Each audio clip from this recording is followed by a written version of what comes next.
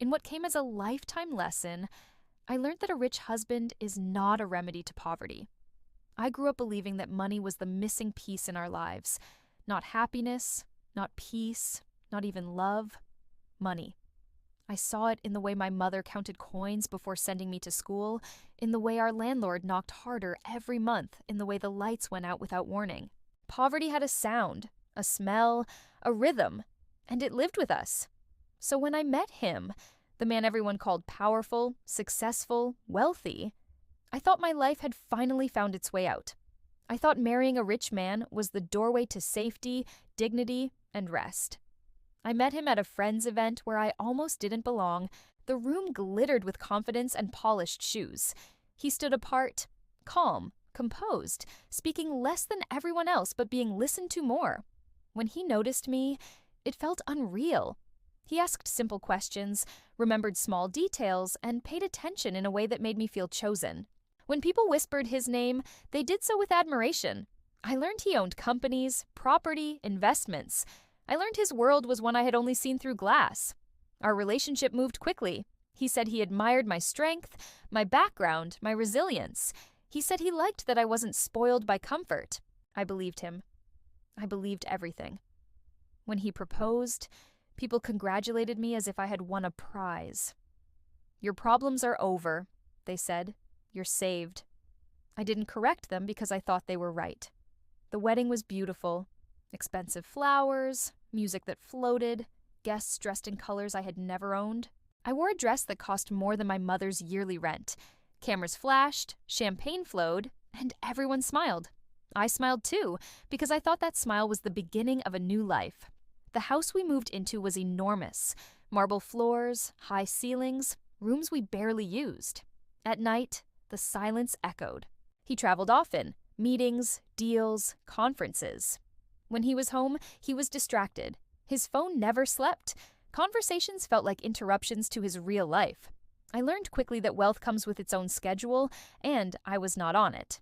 At first, I enjoyed the comfort. The fridge was always full. Bills were paid before they were due. I could buy things without checking prices, but something else began to creep in. Distance. Not physical distance, but a quiet, emotional space I didn't know how to cross.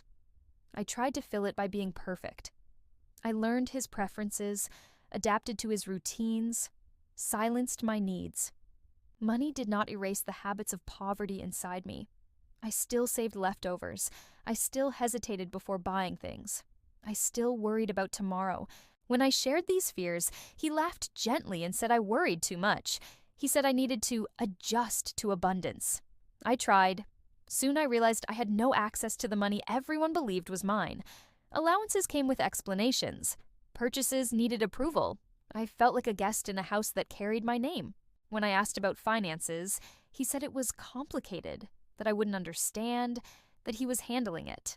I nodded, embarrassed by my lack of knowledge, ashamed of my questions. Loneliness settled in quietly. The house was full, but I was empty. Friends from my old life felt distant. Friends from his world felt temporary. I belonged nowhere fully. When I visited my family, they treated me like someone who had escaped. They didn't see the cracks. They saw the clothes, the car, the name. I didn't tell them about the nights I cried alone in a room bigger than our old house. Arguments began over small things. My spending, my tone, my expectations. He accused me of being ungrateful. I accused myself of being difficult. Every disagreement ended with reminders of how far I had come, how much he had given me. I started to question my right to feel unhappy. When I wanted to work, he discouraged it. He said there was no need. He said my place was at home. The more dependent I became, the smaller I felt. I had comfort, but no control. Security, but no voice. The wealth I married into did not become my wealth. It became a wall. I learned that money can amplify silence. It can cover pain with beauty and isolate you behind gates. When things finally fell apart, it wasn't dramatic. It was quiet. He grew colder. I grew tired.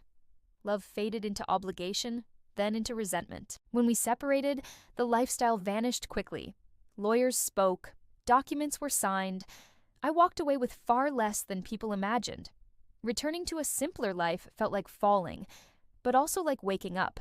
I had believed a rich husband would erase poverty from my life.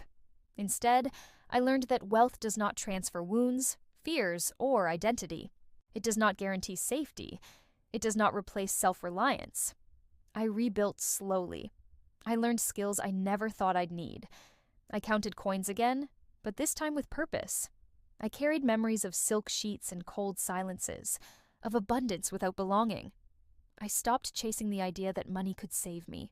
What stayed with me wasn't at the luxury or the loss.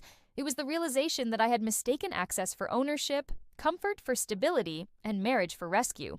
The lesson came quietly, painfully, and it stayed.